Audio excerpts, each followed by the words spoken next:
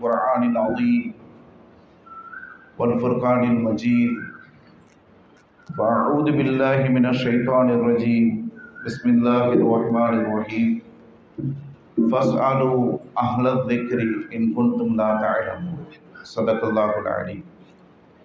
قال نبينا صلى الله عليه وسلم: لا يؤمن أحدكم حتى أكون أحب إليه من والده وولده والناس أجمعين، أو كما قال عليه الصلاة والسلام. سبحانك لا علم لنا إلا ما علمتنا إنك أنت العليم الحكيم. ربي زدني علما وارزقني فهما وتفهيما. جزا الله عنا محمدا صلى الله عليه وسلم ما هو أهله. லா ஹவ்ல வலா குவத்த இல்லா பில்லாஹி அல்-அலிய்யில் அஸீம். கண்ணியத்திற்குரிய அல்லாஹ்வின் நல்லடியார்களே, கண்ணியத்திற்குரிய ஷேഖுனா பெருந்தகை அவர்களே, அவர்களிடம் அல்லாஹ்வை அடைய வேண்டும் என்ற பேராவலோடு பையத்து பெற்று அந்த பயிற்சியை முழுமையாக அடைந்து கொள்ள வேண்டும் என்ற பேராவலோடு அமர்ந்திருக்கக்கூடிய கண்ணியத்திற்குரிய பீர்வாய்களே, முரீதீன்களே, இந்த நல்ல நேரத்திலே தங்களின் முன்னால் பேச இருக்கின்ற நல்ல விஷயங்கள் ஆரம்பமாக இவ்வடியனுடைய வாழ்க்கையில் வந்துவிட வேண்டும் என தாங்கள் எல்லாம் துஆ செய்ய வேண்டும் என்று கேட்டுக்கொண்டவனாக, இன்னும் இந்த நல்ல விஷயங்களை செவிதாழ்த்தி கேட்டு செயல்படுவீர்கள் என்று ஆதரவு வைத்தவனாக ஆரம்பம் செய்கின்றேன். ஆரம்பத்தின் துவக்கத்திலே மன்னிப்பு தேடியவனாக ஆரம்பிக்கின்றேன்.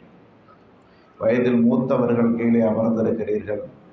ஷேഖுனா அவர்களின் முன்னால் நான் பணிவோடு மரியாதையோடு என்னால் எவ்வளவு முடியுமோ அவ்வளவு அடிமைத்தனத்தோடு அமர்ந்து அவர்களுடைய துஆவை பெற்றுக்கொள்ள வேண்டிய சூழ்நிலையிலே அவர்களுடைய உத்தரவு கிணங்க தங்களின் முன்னால் உயரத்தில் அமர்ந்து உபதேசம் செய்கின்ற இந்த சூழ்நிலையை எண்ணி வயது மூத்தவர்களுக்கு மரியாதை கொடுக்க வேண்டும் என்ற அடிப்படையிலே நான் மன்னிப்பு தேடியவனாக ஆரம்பம் செய்கின்றேன்.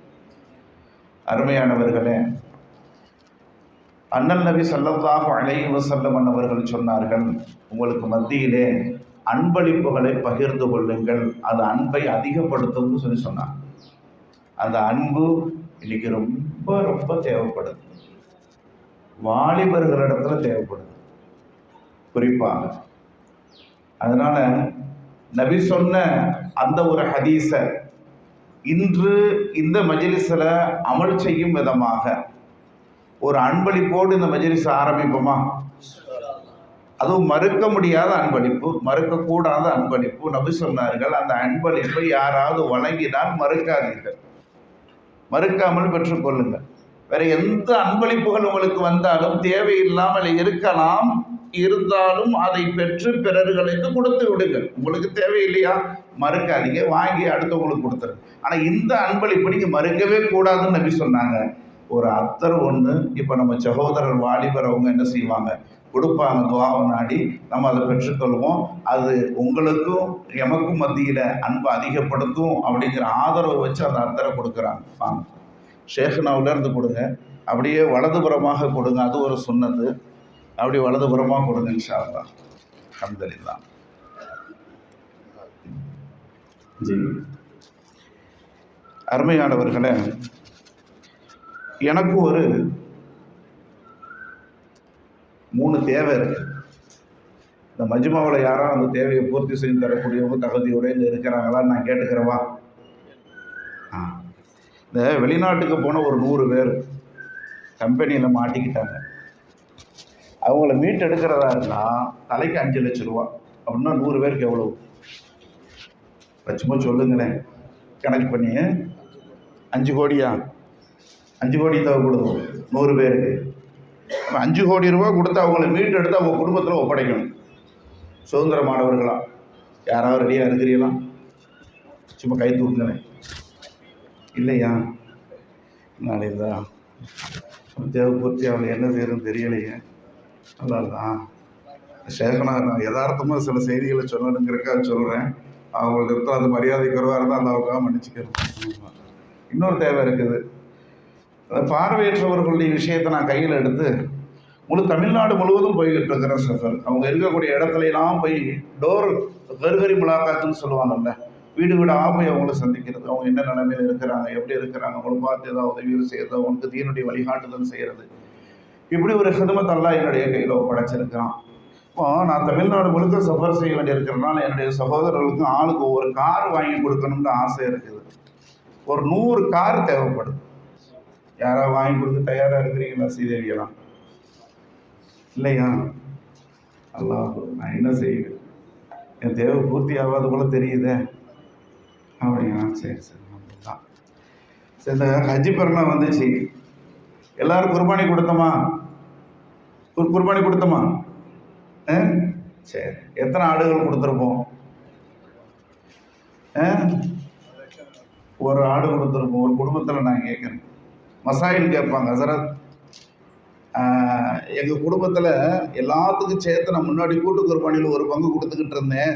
இந்த வருஷம் அல்லாஹ் பரக்கத் செஞ்சுட்டான், நான் ஒரு ஆடு கொடுக்க போகிறேன், ஒரு ஆடு கொடுக்க போகிறேன்.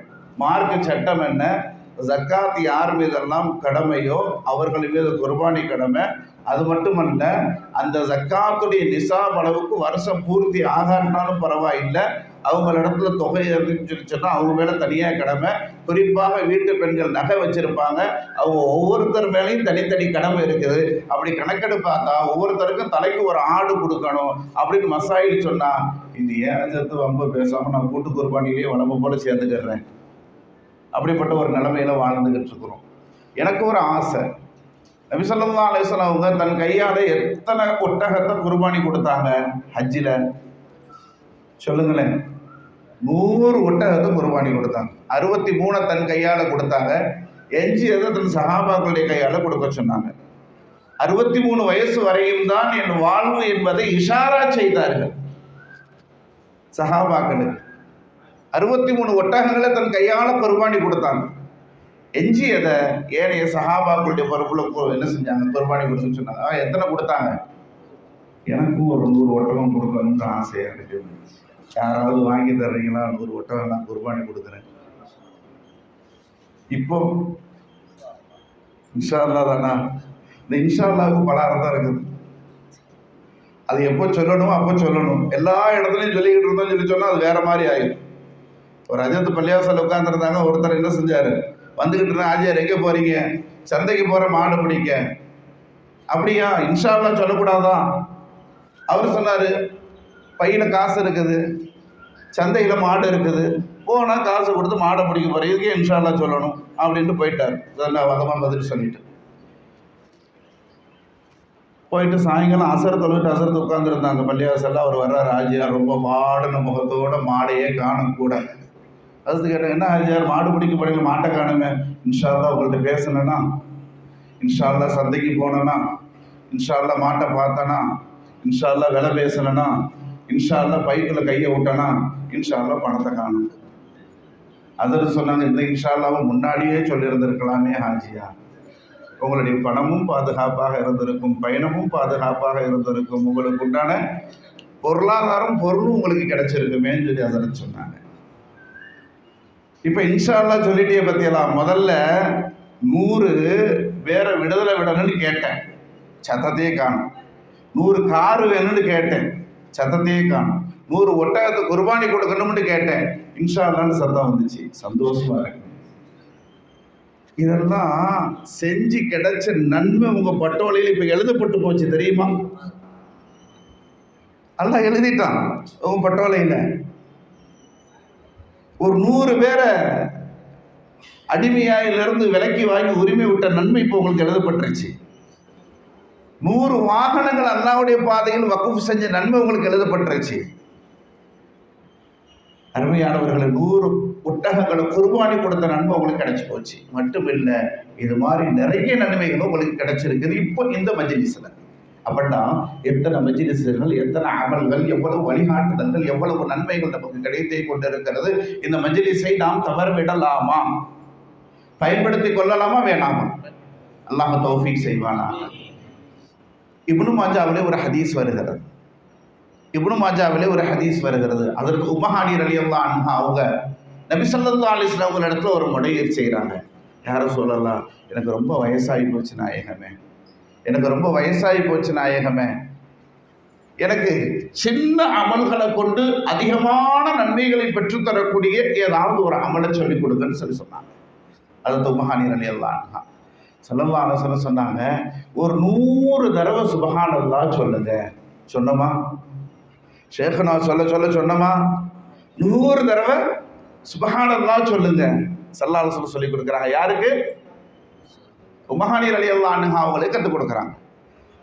இந்த 100 தடவை நீங்க சுப்ஹானல்லாஹ் சொன்னா ஒரு நாளைக்கு ஹஜ்ரத் இஸ்மாயில் அலைஹிஸ்ஸலாத்து வஸ்ஸலாம் அவர்களுடைய பரம்பரையை சேர்ந்த 100 உயர்குலத்து அரபிகளை விலக்கி வாங்கி, அடிமைகளை விலக்கி வாங்கி உரிமை விட்ட நன்மை உங்களுக்கு கிடைக்கும்னு சொன்னாங்க. நான் சொன்னது சாம்பிள் 5 லட்சம் ரூபா, 5 கோடி ரூபா கால்குலேட் பண்ணி சொன்னேன். ஆனால் ஒரு ஆளை உரிமை விடுறதா இருந்தால், விலைக்கு வாங்குறதா இருந்தால் இன்றைக்கி அந்த நிலைமை இல்லை. ஆனால் பிளாக் மார்க்கெட்டில் அந்த மாதிரி நடந்துக்கிட்டு இருக்கெல்லாம் பாதுகாக்கணும். ஆனால் அப்படிப்பட்ட எத்தனை கோடிகள் வருமோ தெரியாது. அந்த கோடிகளை செலவிட்ட நன்மையை எல்லாம் அந்த பட்டோலையில் எழுதிவிட்டார். 5 கோடி ரூபாய் இல்லை, ஆனால் செலவிட்ட நன்மை இன்னைக்கு நமக்கு எனக்கு கிடைச்சி போச்சு. இலகுவான அவ்வளோ ஒரு 100 தடவை அல்ஹம்துலில்லாஹ் சொல்லுங்கன்னு சொன்னாங்க ஸல்லல்லாஹு அலைஹி வஸல்லம்.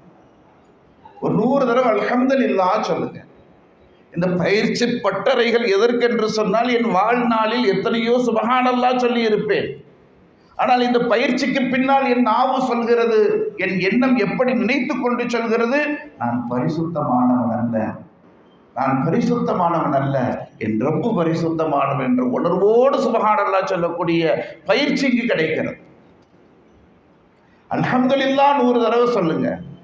ஸல்லல்லாஹு அலைஹி வஸல்லம் சொன்னாங்க, 100 குதிரைகளை கடிவாளம் பூட்டி அல்லாஹ்வுடைய பாதையில் அனுப்பி வைத்த நன்மை உங்களுக்கு கிடைக்கும் சொன்னாங்க. அன்றைய காலத்தில் குதிரைகள் பிரயாணத்திற்காக வாகனமாக பயன்படுத்தப்பட்டது. அதனால தான் நான் கேட்ட ஒரு 100 கார் வாங்கி கொடுங்களேன். கார் வாங்கினவங்களுக்கு தெரியும், எல்லாமே செட் பண்ணலாம் கொடுக்க மாட்டாங்க. காருடைய ரேட்டை மட்டும் முதல்ல சொல்லுவாங்க. எவ்வளவு? 10 லட்சம் ரூபா. உயர்தரமாக கார் இருந்தால் 16 லட்சம் ரூபா, 15 லட்சம் ரூபா. ஃபிட்டப்பு அது இது, அப்புறம் எக்ஸ்ட்ரா சீட்டு, அது இதெல்லாம் போட்டு உங்களுக்கு என்ன செய்வோம், 18 லட்சம் ரூபாய்க்கு வரும்னு சொல்லி சொல்லுவான். ஸல்லல்லாஹு அலைஹி வஸல்லம் தெளிவாக சொன்னாங்க, குதிரையை வக்குஃப் செஞ்ச நன்மை கிடையாது உங்களுக்கு. குதிரைக்கு கடிவாளம் பூட்டி சேனங்கள் பூட்டி அத்தனையும் தயார் செய்து அல்லாஹ்வுடைய பாதையில் கொடுத்த நன்மை உங்களுக்கு இருக்குன்னு சொல்லி சொன்னாங்க. 100 கார் வாங்கி அல்லாஹ்வுடைய பாதையில் வக்குஃப் செஞ்ச நன்மையை அழகா இலகுவான ஒரு அல்ஹம்துலில்லாஹ் 100 தடவை சொல்லிட்டு அடைஞ்சிட்டு உட்கார்ந்துருக்கோம். அடுத்து ஸல்லல்லாஹு அலைஹி வஸல்லம் சொன்னாங்க, லா இலாஹ இல்லல்லாஹ்னு 100 தடவை சொல்லுங்க. லா இலாஹ இல்லல்லாஹ்னு 100 தடவை சொல்லுங்க. நம்ம கண்ணில் படுறது வானமா வானம் இல்லையா நம்ம பார்க்கறது. விஞ்ஞானிகள் சொல்கிறார்கள் வானம் இல்லைங்கிறாங்க.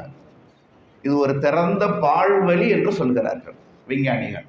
நம்ம பார்க்கறது அந்த இடத்துல ஆகாயத்தை நம்ம உற்று நோக்குகின்ற பொழுது நம்மளுடைய கண்ணில் படுவது வானம் இல்லை, அது ஒரு திறந்த வெளி, பால்வெளி என்பது யாருடைய கூற்று? விஞ்ஞானிகளுடைய. அதை நம்பணுங்கிற அவசியம் நமக்கு இல்லை. விஞ்ஞானிகள் இன்னைக்கு ஒன்று சொல்லுவாங்க, நாளைக்கு அது இல்லைன்னு சொல்லுவாங்க. ஆரம்பத்தில் உலகம் தட்டன்னு சொல்லிக்கிட்டு இருந்தாங்க. அதை மறுத்து யாரெல்லாம் உருண்டுன்னு சொன்னாங்களோ அத்தனை பேரையும் உயிரோடு கொண்டு விட்டாங்க. உருண்டுன்னு சொன்னாங்க. அதற்கு பின்னால் கொஞ்சம் கொஞ்சமாகத்தான் உணர்ந்து ஆதாரபூர்வமான விஷயங்களை எடுத்து வைத்ததற்கு பின்னால் இந்த உலகம் ஒத்துக்கொண்டது உலகம் உருண்டை என்று. அதற்கு முன்னாடி வரையும் இந்த உலகம் தட்டை சமமானது என்றுதான் நம்பிக்கொண்டிருந்தார்கள். இது விஞ்ஞானிகளுடைய கூற்று. பொய்யாகலாம். இன்று இருக்கின்றது என்பதை நாளை இல்லை என்பார்கள், இன்று இல்லை என்று சொல்லிக் கொள்வதை நாளை இருக்கு என்பார்கள். நமக்கு வழிகாட்டி நாம் எதை நம்ப வேண்டும்? அண்ணல் பெருமானார் ஸல்லல்லாஹு அலைஹி வஸல்லம் அவர்கள் காட்டி தந்த வழிமுறை, அவர்கள் சொன்ன சொல், அவர்கள் செய்து காட்டிய செயல், அதைத்தான் நம்ம நம்பணும். நபி சொல்லியிருக்கிறாங்க தெளிவா, மெஹராஜுக்கு போன 7 வானங்களை கடந்து போன, ஒவ்வொரு வானத்திலையும் வாசல்கள் இருந்துச்சு. அந்த வாசல்களுக்கு வாயில் காப்பாளர்கள் இருந்தார்கள். அடுத்தவர்கள் அனுமதி இல்லாமல், அந்த வாயில் காப்பாளர்கள் அல்லாஹ்வுடைய அனுமதி இல்லாமல் யாரையும் அந்த வானத்திற்குள்ளே அனுமதிப்பது கிடையாது. ஜிப்ரீல் அலைஹிஸ்ஸலாம் அவர்கள் கதவை தட்டுகிறார்கள். யார் என்று கேட்கப்படுகிறது. அன ஜிப்ராயில், நான் ஜிப்ரீல் வந்திருக்கிறேன், உங்களோடு யார் வந்திருக்கிறார்? முஹம்மது ஸல்லல்லாஹு அலைஹி வஸல்லம் அவர்கள் வந்திருக்கிறார்கள். அவர்களுக்கு அல்லாஹ்வுடைய புறத்திலிருந்து அனுமதி இருக்கிறதா? இருக்கிறது. அகலம் வசஹலா, கதவை திறந்து விடுகிறார்கள். இது சஹீஹான ஹதீஸ்களிலே பதியப்பட்ட செய்திகள். 7 வானங்களை கடந்து சிதறத்துல் முன்தஹாவை கடந்து அல்லாஹ்வுடைய அர்ஷை அடைந்து அன்னலம் பெருமானார் அல்லாஹ்வை சந்தித்தார்கள். இப்ப சொல்லுங்க, வானம் இருக்கா இல்லையா? இருக்கு. விஞ்ஞானிகள் சொல்றாங்களே பால்வழின்னு, அவங்க இன்னும் வானத்துடைய எல்லையை போய் தொடவே இல்லை. அவங்க ஆய்வுகள் இன்னும் எட்டவில்லை வானத்தை. அப்படின்னா அந்த வானத்துக்கு பூமிக்கு எவ்வளவு தூரம் இருக்கும் கணக்கிட்டுகிறது. இன்னும் நம்மளுடைய டெக்னாலஜி உச்சகட்ட விண்வெளியினுடைய ஆராய்ச்சி நிலைய நாசா இன்னும் வானத்தை தொடலன்னு சொல்லி சொன்னா அதனுடைய தூரம் எவ்வளவு இருக்கும் கணக்கிட்டு பார்த்துக்கணும். கணக்கிட முடியுமா? ஸல்லல்லாஹு அலைஹி சொன்னாங்க, 100 தடவை லா இலாஹ இல்லல்லாஹ் சொல்லுங்க. வானத்துக்கும் பூமிக்கும் மத்தியிலே எவ்வளவு இடைவெளி இருக்குமோ அவ்வளவு இடைவெளிகளையும் அல்லாஹ் நன்மைகளால் நிரப்புகிறான். நன்மைகளால் நிரப்புகிறான். நம்ம பட்டோலையில் நம்மளுடைய கணக்கில் வானத்துக்கும் பூமிக்கும் மத்தியில் எவ்வளோ தூரம் இருக்கோ அவ்வளோ நன்மைகள் இப்போ நிரம்பி போயிருக்குது. நிரம்பி போயிருக்கு. ஸல்லல்லாஹு சொன்னாங்க, ஒரு 100 தடவை அல்லாஹ் அக்பர்னு சொல்லுங்க. 100 ஒட்டகங்களை, அடையாளமிடப்பட்ட உயர்ஜாதி ஒட்டகங்களை அல்லாஹுக்காக வேண்டி குர்பானி கொடுத்த நன்மை உங்களுக்கு கிடைக்கும்னு சொன்னாங்க.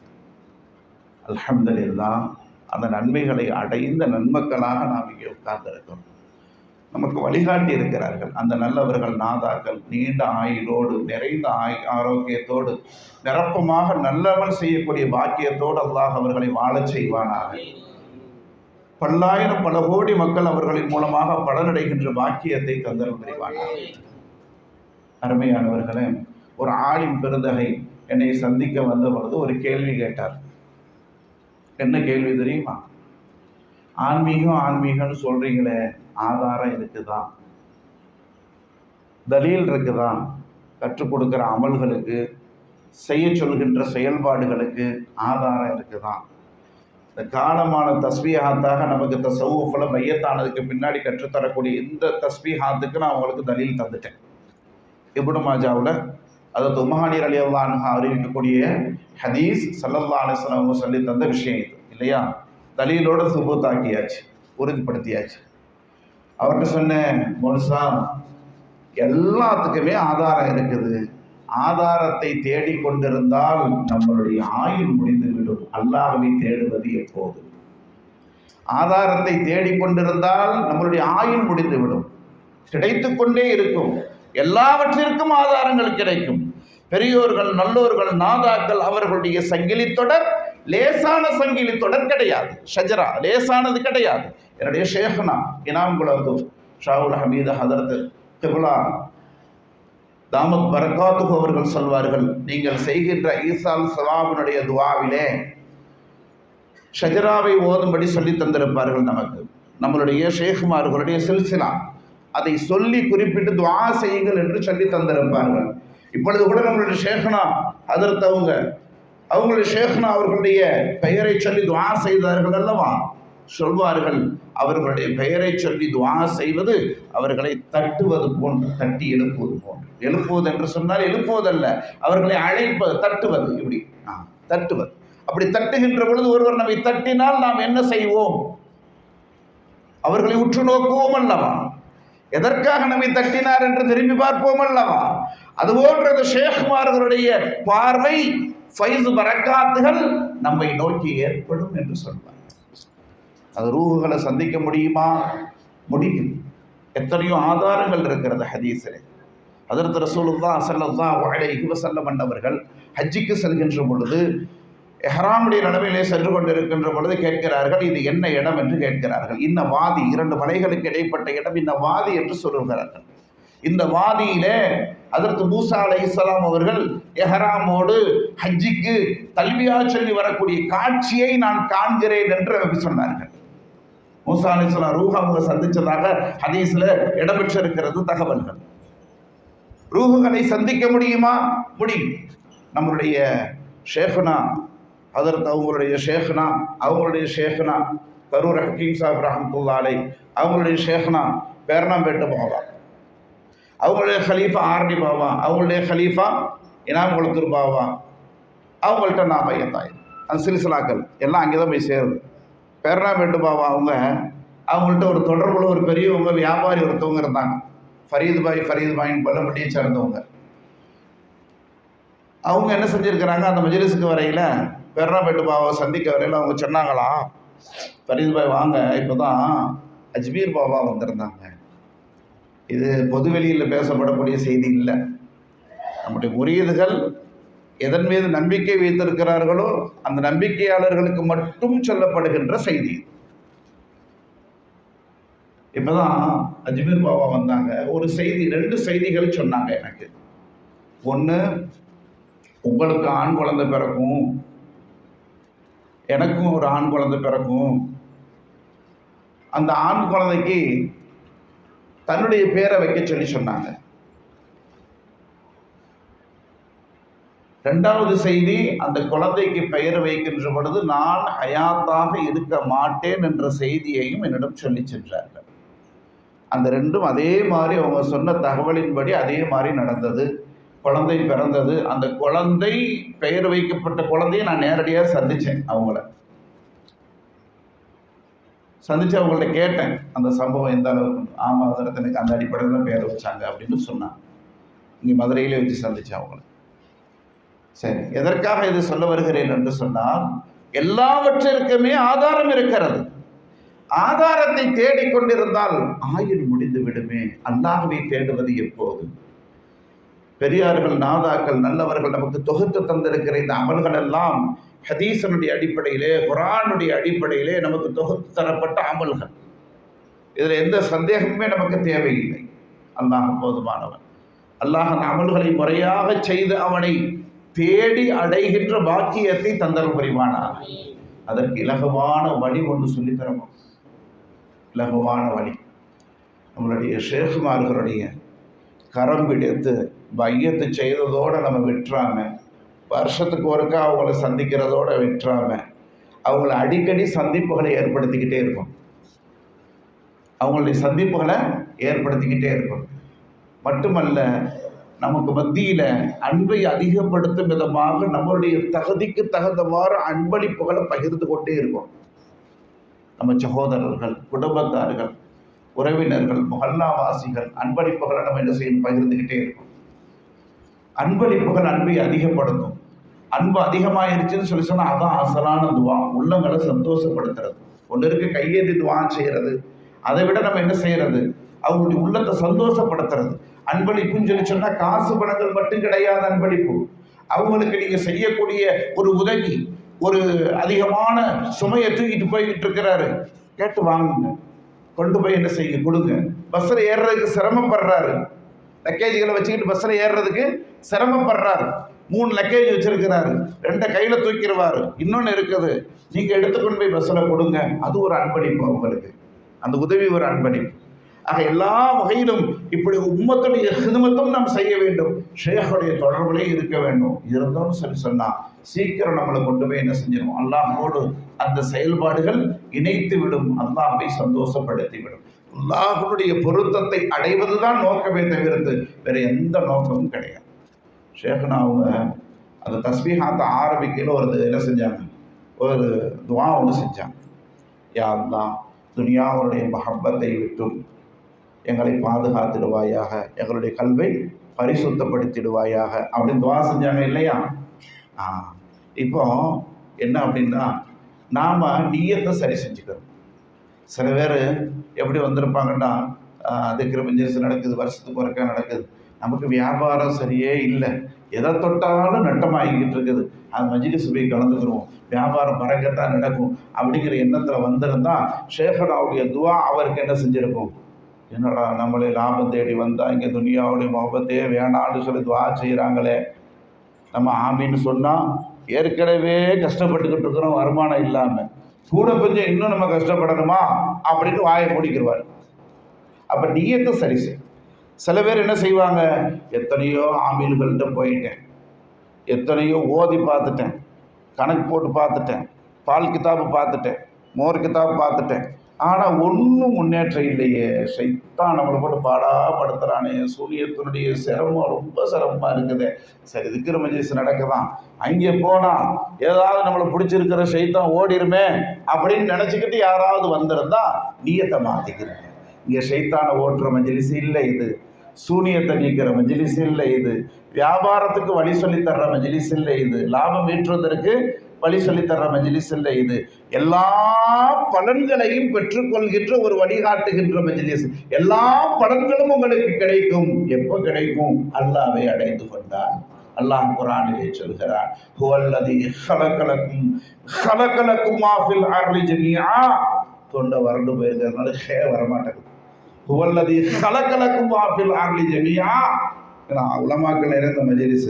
அஜத்து உட்காந்துக்கிட்டு பயான் பண்ண சொன்னா ஹலக்கட்டுக்கிட்டு இருக்கிறாரு அப்படின்னு சொல்லி நினைச்சிடக்கூடாது இல்லையா? ஹலக்கன்னா சிறைச்சான்னு அர்த்தம் வந்துடும். நல்லா பாதுகாக்கணும். படைத்த அல்லாஹ் இந்த உலகத்தை படைத்ததெல்லாம் உங்களுக்குத்தான் என்று சொல்லுகிறார்.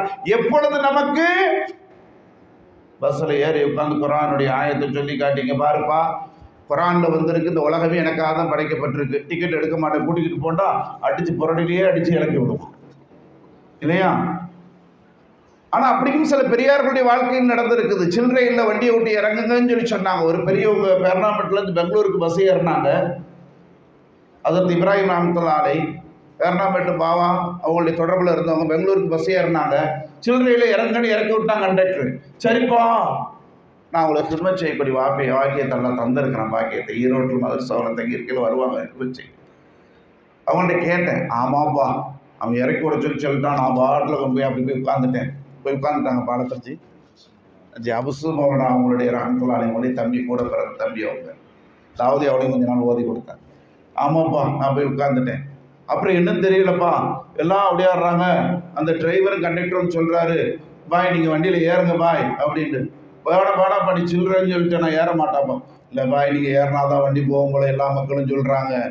ஏன்பா, நான் உங்களை இறக்கி விட்டுட்டு வண்டியை எடுத்து பார்க்குற வண்டி போக மாட்டேங்குது பாய், நகல மாட்டேங்குது, என்ன ரிப்பேர்னே தெரிய மாட்டேங்குது. அப்போ தான் மக்கள் சொன்னாங்க, அவர் பெரியவருப்பா அந்த ஊரில், நீ அவரை பாட்டில் பேசி இறக்கி விட்டுவிட்டு அவரை விட்டு ஏற்றப்புற வண்டி நகலும் அப்படின்னு சொல்லி சொன்னாங்க.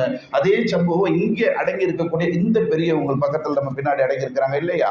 அந்த பெரியவங்களுடைய வாழ்க்கையில் நடந்ததாக நான் வரலாறு கேள்விப்பட்டு இருக்கிறேன். இங்கே இருந்து தியானம் செய்து கொண்டு இருப்பார். இங்கே ஒரு கல்மண்டபம் இருந்ததாக சொல்லப்படும். இங்கே இருந்து தியானம் நித்திரையில் ஈடுபட்டு கொண்டு இருப்பார்கள். வீதிகளிலே வரக்கூடிய தேர் அசையாமல் நின்று விட்டது. வந்து முறையிட்டார்கள் பெரியவர்களிடத்துல, துஆ செய்யுங்க, நகல வேண்டும் என்று. இப்போ போய் நகலும் அப்படின்னு சொல்லி சொன்னாங்க. அதிலிருந்து ஒரு வளமை இருந்தது. இந்த இடத்தை கடக்கின்ற பொழுது இடையூறு செய்யாமல் கடந்து செல்வார்கள் என்றும் ஒரு வளமை இருந்ததாக நான் கேள்விப்பட்டிருக்கிறேன். அருமையானவர்களே, அப்படியும் அல்லாஹ் ஆக்கி தருவான். எப்போ அல்லாஹ்வாதிகளாக நாம் ஆகிவிட்டால் இந்த உலகத்தினுடைய பொருள்கள் நம் சொல் கேட்டு நடக்க ஆரம்பிக்கும். நம் உத்தரவை கேட்டு நிற்கும். எப்போ அல்லாஹ்வாதிகளாக ஆக வேண்டும். வியாபாரம் நீங்கள் அல்லாஹ்வாதிகளாக ஆகிவிடுங்கள், போய் அமருங்கள், உங்களுக்குண்டான ரிஸ்க் கிடைத்தே தீரும். அல்லாஹ் தருவான். ஜின் ஷைத்தான்கள் ஆன்மீகவாதிகளை கண்டு அரண்டதாக வரலாறு இருக்கிறது. அப்துல் குத்தூஸ் ரஹ்மத்துல்லாஹி அலைஹி ஒரு வரலாறு, சிஷ்டியா ஷேഖுடைய வரலாறுலே வரும். நிறைந்த ஒரு வரலாறு, நீண்ட ஒரு வரலாறு. ஆனால் உங்களுடைய ஓய்வறிந்து நானும் சுருக்கமாக முடித்துக் கொள்வது சிறப்பு என்று நினைக்கின்றேன். ஷேഖுடைய உத்தரவும் அதுதான். அருமையானவர்களை, குறிப்பிட்ட நேரத்துக்குள் நான் முடிக்க வேண்டும். ஷேഖுனா ரஹ்மத்துல்லாஹி அலைஹி திருச்சி கபீர் அஹ்மத் ஹதரத் ரஹ்மத்துல்லாஹி அலைஹி அவங்களிடத்துல ஒரு ஜின்னு வந்து முறையிட்டதான். ஒரு சூனியக்காரன் உங்கள் பக்கமாகவே நீ ஏவி விட்டுக்கிட்டு இருக்கிறான், நான் கேள்விப்பட்டது. ஏவி விட்டுக்கிட்டு இருக்கிறான், நீங்கள் அனுமதி தந்தீன்னா அவனை நான் திருப்பி என்ன செஞ்சிருவேன், ஏதாவது அவனுக்கு இடையூறு கொடுக்குறேன்னு சொல்லி கேட்டதாகவும் அதில் சொன்னாங்க. வேணாம் அவன் வேலையை அவன் பார்க்குறான், நீங்கள் எனக்கு இடையூறு கொடுக்காம இருந்ததே பெரிய விஷயம்தான், வேணாம் போயிருங்கன்னு அனுப்பி விட்டதாக ஒரு தகவல் இருக்கு. தஸவ்வுஃப் ஆன்மீகம் என்பது அனைத்தையும் நம் காலடிகளை கொண்டு வந்து போட்ட வேண்டும். ஏன்? அல்லாஹ் நமக்கு சொந்தமானால் அல்லாஹ்விற்கு சொந்தமான அத்தனையும் நமக்கு சொந்தமாகி விடுமே. அல்லாஹ் நமக்கு சொந்தமானால் அல்லாஹுக்கு சொந்தமான அத்தனையும் நமக்கு சொந்தமாகி விடுமே. ஒரு அரசர் அறிவிப்பு செய்தார், நான் தலைப்பிற்கு வந்து விடுகிறேன் அப்படின்ற உடனே டயத்தை பார்த்துறாதிய, அப்போ தலைப்பை இனிமேல் தான் அஜத்தை ஆரம்பிக்க போகிறாங்களோ, இல்லை என்னுடைய முடிவுரையே தலைப்பாக வைத்து முடிக்க ஆசைப்படுகிறேன். ஒரு அரசன் அறிவிப்பு செய்தான், என்னுடைய பிறந்த நாள் என்று யார் யார் எதை தொடுகிறீர்களோ அதெல்லாம் உங்களுக்கு சொந்தம் என்று.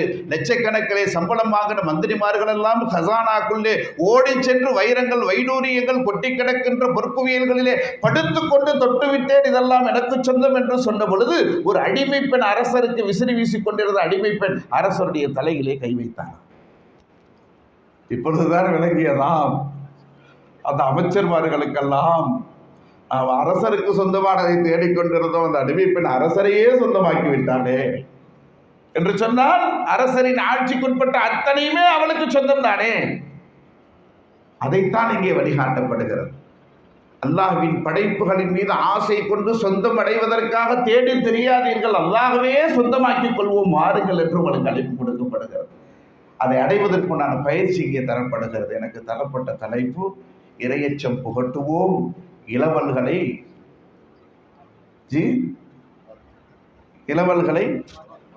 வார்த்தெடுப்போம். இரையச்சம் புகட்டுவோம், இளவல்களை வார்த்தெடுப்போம். 2 தகவல்களை சொல்லி இளைஞர்களை நாம் இந்த பாதைக்கு கொண்டு வர பெரும் முயற்சி எடுக்க வேண்டும் என்பதற்கு ஒரு 3 செய்திகளை சொல்லி நான் முடிக்கின்றேன். அருமையானவர்களே, நம்முடைய சிஷ்தியா ஷேக் அவர்களுடைய வரலாறு, அந்த வரலாற்றிலே ஹதரத் அலி ரலியல்லாஹு அன்ஹு அவங்களிலிருந்து தான் நமக்கு தொடங்குகிறது. நபி ஸல்லல்லாஹு அலைஹி வஸல்லம் அவர்களுடைய கரம் பிடித்து பைஅத் செய்த ஹதரத் அலி ரலியல்லாஹு அன்ஹு அவர்கள் தஸவ்வூஃபுடைய இல்ம் அவர்களின் மூலமாகத்தான் இந்த உலகத்திற்கு இந்த தரீகாவுடைய அந்த செயல்பாட்டுகளுடைய முன்னோடி முதன்மையானவர்கள் நபியிலிருந்து அலி ரலியல்லாஹு அன்ஹு அவர்கள், அவர்களிலிருந்து மற்றவர்கள் என்று நம்முடைய சில்சிலா தொடங்குகிறது. நீங்கள் ஷஜராவை எடுத்து பார்த்தால் அப்படியே அந்த ஷஜரா போய் அங்கே அலி ரலியல்லாஹு அன்ஹு முடிவதற்கு முன்னால் அதற்கு ஹசன் பஸ்ரி ரஹ்மத்துல்லாஹி அலைஹி அன்னவர்களிடத்திலே முடித்து அவர்களிலிருந்து அலி ரலியல்லாஹு அன்ஹு அவர்களிடத்தில் போயிடுச்சு. அதற்கு ஹசன் பஸ்ரி ரஹ்மத்துல்லாஹி அலைஹி அன்னவர்கள் உமர் ரலியல்லாஹு அன்ஹு அவர்கள் பிறப்பதற்கு தாபியா அவர்கள், உமர் ரலியல்லாஹு அன்ஹு அவர்கள் பிறப்பதற்கு 2 வருஷத்திற்கு முன்னால் பிறந்தவர்கள். அதற்கு உமர் ரலியல்லாஹு அன்ஹு அவர்கள் பெயர் வைக்கிறார்கள், இவருடைய தோற்றம் அழகாக இருக்கிறது, ஹசன் என்று பெயர் வைக்கிறேன் என்று பெயர் வைத்தார்கள். உமர் ரலியல்லாஹு அன்ஹு பெயர் வச்சாங்க அவங்களுக்கு. அதற்கு அலி ரலியல்லாஹு அன்ஹு அவர்கள் பையத்து பெறுகின்ற பொழுது 14 வயசு. எத்தனை வயசு? ஆனா இன்னைக்கு பையத்துங்கிறது எப்படி நம்ம நினைச்சு வச்சுக்கிறோம்னா, எல்லா பொறுப்புகளையும் முடிச்சுட்டு ரிட்டையர்டான வயசுல நம்ம என்ன செஞ்சுக்கிறோம், பையத்து செஞ்சு பள்ளிவாசல்ல உட்கார்ந்து அமல் இபாதத்தை நம்மளுடைய வாழ்க்கையை எஞ்சிய வாழ்க்கையை கழிச்சுக்கிறோம் அப்படின்னு நினைச்சுக்கிட்டு இருக்கிறாங்க. இல்லை கண்ணியத்திற்குரியவர்களே, வாலிபர்களிடத்திலே இந்த வழிமுறை போய் சேர வேண்டும், அவர்களின் மூலமாக இந்த உலகத்திற்கு நிறைய பலன்கள் கிடைக்க வேண்டும் என்ற தகவலை சொல்லி அதற்கு ஹசன் பஸ்ரி ரஹ்மத்துல்லாஹி அலைஹி அவர்கள் இரையச்சம் பெறுவதற்கு முன்னால் ஒரு இரையச்சம் பெற்ற பெண்ணின் மூலமாக நேர்வழி பெற்றார்கள் என்று வரலாறு சொல்கிறது. அவர்கள் வாலிப வயதினுடைய முறுக்கினுடைய அடிப்படையிலே அவர்கள் ஒரு பெண்ணை பின்தொடர்ந்து செல்கிறார்கள். அந்த வயது என்பது காம உணர்வுகள் தூண்டப்படுகின்ற வயது அல்லவா? இன்று வாலிபர்கள் எப்படி தன் வாழ்க்கையை அமைத்திருக்கிறார்கள் தெரியுமா?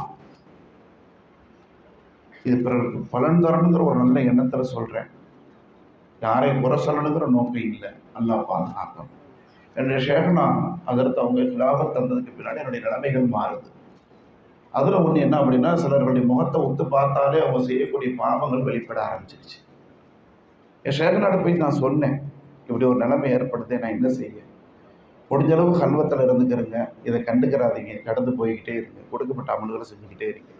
ஏன்னா கராமத்துங்கிறது இது இல்லை, இது ஷைத்தானுடைய ஊசலாட்டமாக கூட இருக்கலாம், சூழ்ச்சியாக கூட இருக்கலாம். நீங்கள் அமல்களில் கவனம் செலுத்துக்கு நீங்கள் போய்கிட்டே இருக்கண்டாங்க. ஒரு வாலிபரை சந்தித்தேன், அவர் இடத்துலேருந்து சில விஷயங்கள் அவரை கூப்பிட்டு கேட்டேன், ஏப்பா இப்படியெல்லாம் ஒரு விஷயத்தில் மனசு அடைவாயுது, இந்த மாதிரி ஒரு தகவல்கள் வெளியில் வருது, நீ எதுவும் தவறான தொடர்புகள் இருக்கிறாயா என்று கேட்டபோது இந்த வாலிபன் சொன்னால், என் தாத்தா அவனுடைய 2வது மனைவி எனக்கு தாதிமா, அவர்களோடு நான் இல்லற வாழ்க்கையில் ஈடுபட்டிருக்கிறேன். நான் இல்லாஹி இன்னா இலைஹி ராஜிஊன். தாத்தா மௌத்தாயிட்டார், என் தாதிமாவோடு நான் தொடர்பில் இருக்கிறேன்.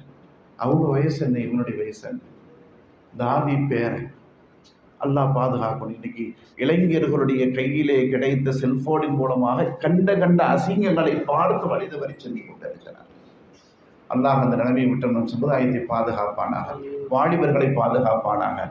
அருமையானவர்களே, அதற்கு ஹசன் பஸ்ரி ரஹ்மத்துல்லாஹி அலைஹி அன்னவர்கள் ஒரு பெண்ணை ஆசையோடு பெண் தொடர்ந்து செல்கிறார்கள். அந்த பெண் கேட்டால், எதற்கு என் பின்னால் வருகிறீர்கள்? உன் கண்ணழகு என்னை மயக்கி விட்டது என்று சொன்னார்கள். அப்படி என் வீட்டுக்கு வாருங்கள் என்று சொல்லி அந்த பெண் முன்னே செல்கிறார். இவர்கள் பின்னோக்கி அந்த பெண்ணை பின்தொடர்ந்து செல்கிறார்கள். வாசலிலே அமர வைத்து விட்டு உள்ளே சென்று விட்டால் இவர்களுடைய உள்ளத்திலே எத்தனையோ அபிலாஷைகள் மேற்கொண்டு நிற்கின்ற பொழுது உள்ளிருந்து ஒரு தட்டு வருகிறது. என் எஜமானி அம்மா உங்களுக்கு அன்பளிப்பு தந்தார்கள். என்ன அன்பளிப்பு? திறந்து பார்க்கிறார்கள். தோண்டப்பட்ட 2 கண்கள் இருக்கிறது, ஒரு துண்டு சீட்டு இருக்கிறது. யாருடைய சிந்தனையை என் கண்ணுடைய அழகு திசை திருப்பி விட்டதோ அல்லாஹ்வை விட்டும் அந்த கண் எனக்கு தேவையில்லை என்று அந்த துண்டு சீட்டில் எழுதப்பட்டிருந்தது. அதை பார்த்தவர்கள் தான் அதிர்ந்தவர்களாக தௌபா செய்து வணக்க வழிபாடுகளில் ஈடுபட்டு அதற்கு அலிகளியுடைய கரம் 14 வயதிலே கரம் பிடித்து பையத்தாகி பெரிய இந்த சிஷ்டியா தரீகாவுடைய தரீகாவுக்கே ஷேக்காக ஆனார். அவருடைய வரலாறு நிறைய இருக்கு. நம்முடைய சிஷ்டியா ஷேக்குடைய வரலாறுலே கிதாபிலே அதற்கு அலிகளியுடைய வரலாறுக்கு பின்னால் முதல் வரலாறாக இவர்களுடைய வரலாறு தான் துவங்குகிறது. 2வது வாலிபருடைய இரையச்சம். அருமையானவர்களே, 2வது வாலிபருடைய இரையச்சம் ஒரு அழகான வாலிபர். பார்த்தாலே அவரோடு உடலுறவு கொள்ள வேண்டும் என்ற ஆசையை தூண்டுகின்ற அழகு அவரிடம் நிறைந்திருந்தது. ஜவுளி கடையிலே வேலை பார்க்கிறார். ஒரு பெண்மணி அவரை அனுபவிக்க வேண்டும் என்ற ஆசை கொண்டு டோர் டெலிவரி ஆர்டர் கொடுத்துட்டு இந்த துணிமணிகளை கொண்டு வந்து என்னிடத்துல ஒப்படைங்க, இந்த வாலிபர்கிட்ட கொடுத்து விடுங்கன்னு அந்த அம்மா திட்டம் போட்டு அந்த வாலிபரை வரவழைச்சி வீட்டுக்கு வந்த உடனே ரூமுக்குள்ள விட்டு தாப்பா போட்டுட்டு, இங்க பாரு யாரும் இல்லை, பேசாம என்னுடைய ஆசைக்கு என்னங்கன்னு சொல்லிச்சுன்னா சத்தம் இல்லாம இருந்துக்கிறலாம், அனுபவிச்சுட்டு இருந்துக்கிறலாம். இல்லை ஏதாவது கூச்சல் குழப்பம் போட்டுன்னு சொல்லிச்சுன்னா நானே கூச்சல் போட்டு நீ என்னை கெடுக்க முயற்சி செய்ததாக மக்கள்கிட்ட சொல்லியிருப்பேன். அதற்கு யூசுப் அலைஹிஸ்ஸலாம் மாட்டின மாதிரி மாட்டிக்கிட்டார் இந்த வாலிபர். எஜமானி அம்மாட்ட யூசுப் அலைஹிஸ்ஸலாம் மாட்டினாங்களே அந்த மாதிரி மாட்டிக்கிட்டார் வாலிபர். வழி தெரியல, தப்பிக்கணும். எனக்கு அவசரமா பயந்துடுகளா வருது, போயிட்டு வா. உள்ள போய் கக்கூசுல கிடந்த நஜீசுகளையெல்லாம் அள்ளி தான் மேல பூசிட்டு வந்து நின்ற உடனே அந்த அம்மாவே நாத்த தாங்க முடியாம கதவு திறந்து விரட்டி விட்டாங்க, ஓடு அப்படின்னு தன் நண்பர்கள்ட்ட வந்த பொழுது நண்பர்கள் சொன்னார்கள், அழகான நறுமணம். கிண்டல் பண்ணாதப்பா, நக்கல் பண்ணாது, இப்படி நடந்து போச்சு, நான் ஓடியான்ட்டான்டா. இல்லப்பா, உன் மீது அழகான நறுமணம் வருகிறது. சொல்லப்படுகிறது அவர்களுடைய தக்குவாவின் காரணமாக தன் கற்பை பாதுகாத்துக் கொள்ள அவர்கள் செய்த அந்த செயலை அல்லாஹ் பொருந்தி கொண்டால் மௌத்து வரைக்கும் அந்த நறுமணம் அவர்களுடைய உடலிலே இருந்ததா, மௌத்து வரைக்கும் இருந்ததா. அருமையானவர்களே, அடுத்த நாள் அவர்களுக்கு ஹதரத் யூசுப் அலைஹிஸ்ஸலாம் கனவிலே வந்து உமிழ் நீரை தொட்டி தடவினார்கள் என்றும் அவர்களுக்கு துஆ செய்தார்கள் என்றும் வருகிறது. அடுத்த நாளிலிருந்து கனவுக்கு விளக்கம் சொல்லக்கூடிய கனவுலகை மேதையாக ஹதரத் இப்னு சீரின் ரஹ்மத்துல்லாஹி அலைஹி உருவாக்கிவிட்டார். அவர்களுடைய வரலாறு இரையச்சம் புகட்டுவோம், இளவல்களை போற்றிடுவோம். இரையச்சம் புகட்டுங்கள் இளவல்களுக்கு. அதற்கு வழி 3 வழிகளை சொல்லி முடிக்கின்றேன். அருமையானவர்களே, குர்ஆனிலே எல்லாம் முதல்ல அவங்க மேல அன்பு காட்டுங்க. நம்மளுடைய பிள்ளை எப்போ பார்த்தாலும் எரிஞ்சு விழுவாதீங்க. அவங்களை உட்கார்ந்து அன்போடு உட்கார்ந்து கூப்பிட்டு வச்சு பேசுங்க. அவங்களுடைய விஷயங்களா முடிவெடுக்கிறதா இருந்து ஒரு மஷூரா செய்யுங்க, ஆலோசனை செய்யுங்க. அதற்கு இப்ராஹிம் அலைஹிஸ்ஸலாம் தன் பிள்ளையை அறுத்து பலியிடுவதாக கனவு கண்டு முடிவெடுத்து அறுப்பதற்கு தயாராகி கத்தியோடு செல்கின்ற பொழுது தன் மகனிடம் கேட்கிறார்கள், இன்னி அராபில் மனாமி அன்னி அதுபஹக்க ஃபன்துர் மாதா தரா. மகனே, உன்னை அறுத்து பலியிடுறதா கனவு கண்ட, நீ என்னப்பா சொல்றா அப்படின்னு கேட்டாங்க. உங்களுடைய பிள்ளைகளை காலேஜில் படிக்க வைப்பதாக இருந்தாலும் சரி, பள்ளிக்கூடங்களில் சேர்ப்பதாக இருந்தாலும் சரி, அல்லது ஓத வைப்பதாக இருந்தாலும் சரி, கொஞ்சம் அவர்கிட்ட விருப்பம் கேளுங்க, விரும்புற மாதிரி உருவாக்குங்க, ஒரு மஷூரா செய்யுங்க, ஆலோசனை செய்யுங்க. அவருடைய ஆலோசனை கேட்காம முடிவெடுத்துறாதீங்க. அடுத்ததாக அருமையானவர்களே, அன்பை நாம் அதிகம் அவர்களிடம் என்ன செய்ய வேண்டும்? அதிகமாக அன்பை நாம் அன்பு பாராட்ட வேண்டும், ஆலோசனை செய்ய வேண்டும். அடுத்தது அவர்களுடைய விஷயத்திலே நாம் எப்பொழுதுமே நட்புறவோடு பழக வேண்டும் என்ற தகவலை சொல்லி முடிக்கின்றேன். எல்லா சூழ்நிலைகளிலும் இந்த தஸவ்வுஃப் ஆன்மீகம் என்பது அல்லாஹ்வோடு தொடர்பை ஏற்படுத்திக் கொள்வதற்கு நமக்கு ஒரு பயிற்சி பட்டறை. அல்லாஹ் கிடைத்து விட்டால் இந்த உலகத்தில் அனைத்தும் கிடைத்துவிடும். அல்லாஹ்வை பெற்றுக்கொள்வதற்கு இரையச்சம் முக்கியம். அந்த இரையச்சம் என்பது இளவல்களுடைய வாழ்க்கையில் வருவதற்கு நாம் முயற்சி செய்ய வேண்டும் என்று கோரிக்கை வைத்தவனாக முடிக்கின்றேன். வாஹிர் தஅவானா அனில் ஹம்துலில்லாஹி ரப்பில் ஆலமீன். அஸ்ஸலாமு அலைக்கும் வரஹ்மத்துல்லாஹி தஆலா வபரகாத்துஹு. அதற்கு அவர்களுக்கு நம்ம எல்லோரும் சார்பாக ஜஸாக்குமுல்லாஹு கைரன்.